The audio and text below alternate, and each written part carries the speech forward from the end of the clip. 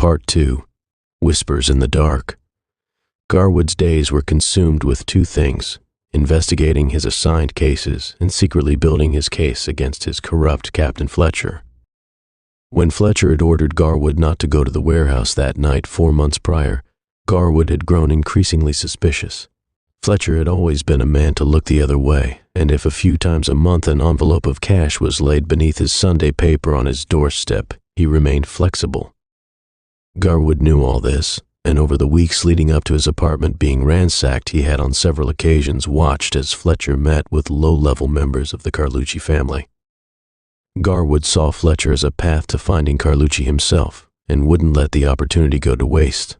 Garwood had no tangible proof or evidence, but knew that Fletcher had been the one tasked with sending him the message to back off.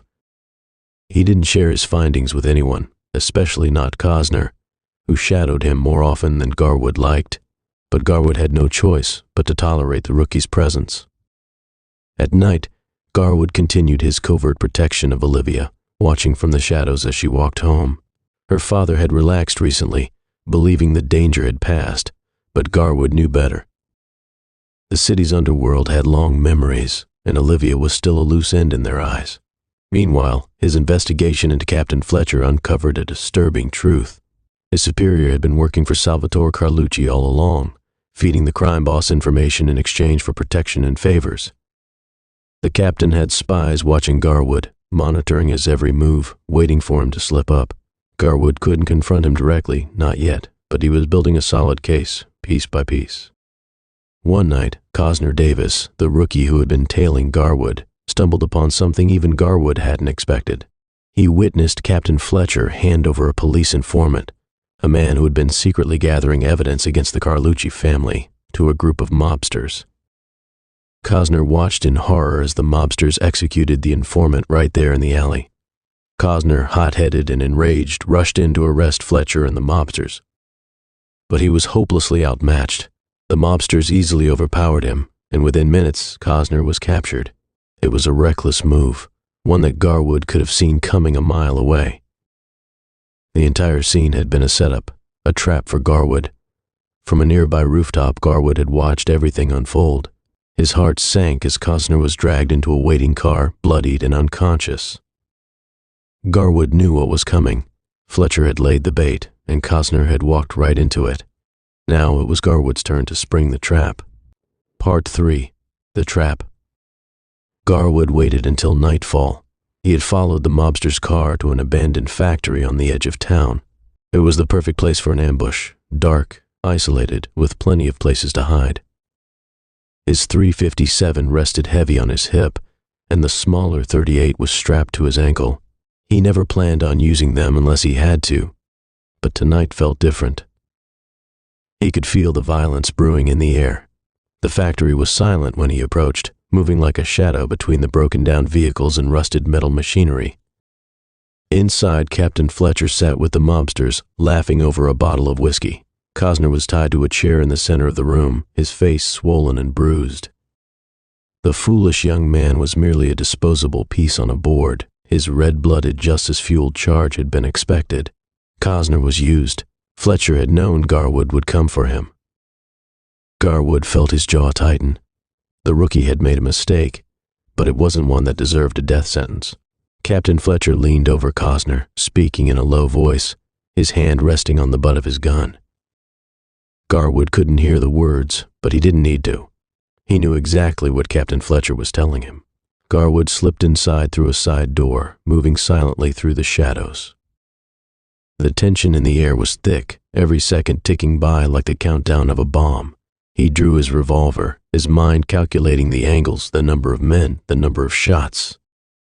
He had 6 rounds in the .357, 5 in the .38, and a lifetime of experience. Fletcher looked up just in time to see Garwood step from the shadows. "Evening, Captain Fletcher," Garwood said, his voice cold as steel. "I see you didn't heed the warning I left you. I was just trying to lend a helpful hand," Fletcher said, laughing at his own joke as he turned and faced Garwood. "Drop the gun, Captain," came Garwood's low and commanding reply. The room erupted in chaos. The mobsters drew their guns and Garwood moved like lightning. His first shot took out the closest man, sending him sprawling to the ground. The second and third found their marks, dropping 2 more, but there were still too many. Garwood dove for cover behind a stack of crates, his revolvers barking as the bullets flew. The factory became a battleground, bullets ricocheting off metal and stone. Garwood felt a round graze his arm, and another a ricochet, bury itself in the flesh of his chest, but he didn't slow. He fired again, dropping another mobster. When his guns ran dry, he sprang from his cover, fists flying. The mobsters were strong, but Garwood was stronger. He broke one man's jaw with a single punch, sending him crashing into a pile of metal scrap. Another went down with a brutal kick to the chest, his ribs snapping like dry wood. When the dust settled, 9 men lay dead or dying, and Garwood stood over Cosner's broken form. But the fight wasn't over. Captain Fletcher, bloodied but still standing, one of Garwood's bullets lodged in his hip, lunged at Garwood with a knife. Garwood, exhausted and wounded, barely dodged the attack. Fletcher came at him again, thinking Garwood was too injured to fight back. But Garwood, fueled by adrenaline and sheer willpower, caught Captain Fletcher's arm and twisted, forcing him to drop the knife. The 2 men struggled, fists flying, blood splattering across the floor. Garwood's vision blurred, his body screaming in pain, but he refused to give in.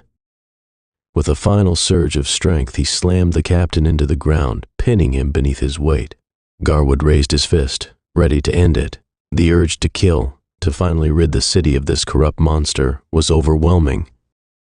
But as his fist hovered above Fletcher's face, something stopped him.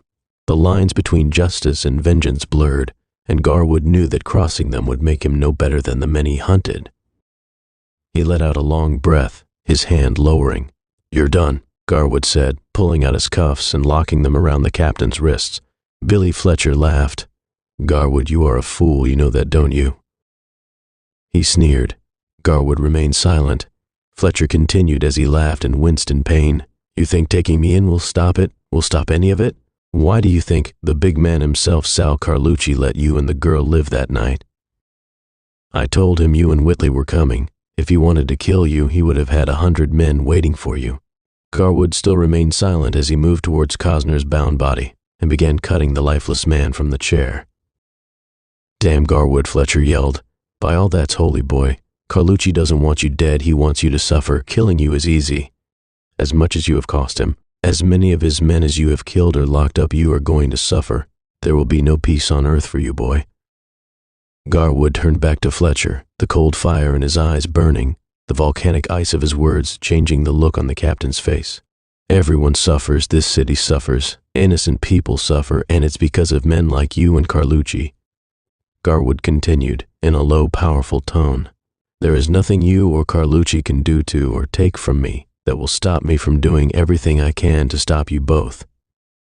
At one time these words may have been true, but as he said them now, Garwood knew they were a lie.